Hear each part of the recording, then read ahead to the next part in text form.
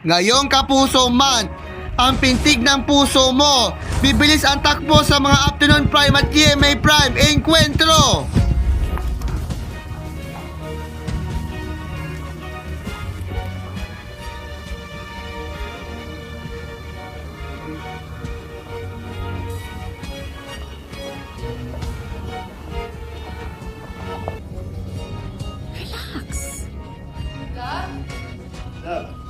Love, dahan-dahan.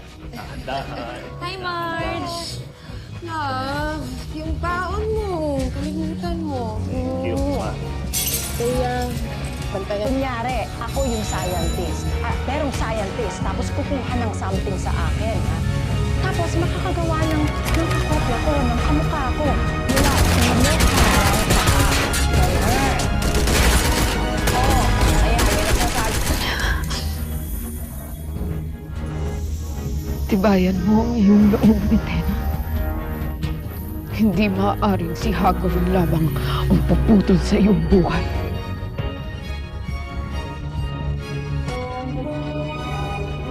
Ano? Makasakaling kulangin ka. At ito hindi naman kailangan eh. Gusto ko. Okay, gusto ko, Joey. Kaya lang ito pinigilan kasi concerned ako. Pero kung tutuloy ka, sasamahan kita. Masdan mo ang kiligin para sa minamahal sa GMA Dart of Asia.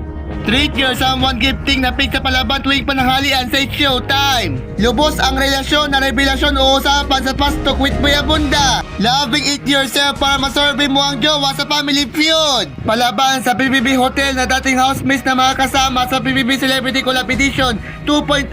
Timok ni Congressman Edgar Erice ang Senate Blue Ribbon Committee na imbestigahan ang lumutang na palitan umano ng text message ni Pangulong Bongbong Marcos at umano'y bagman nitong si dating Undersecretary Adrian Bersamin. At bakit nga ba kahit malinaw ng red flag ang tao, napofall pa rin ang ilan?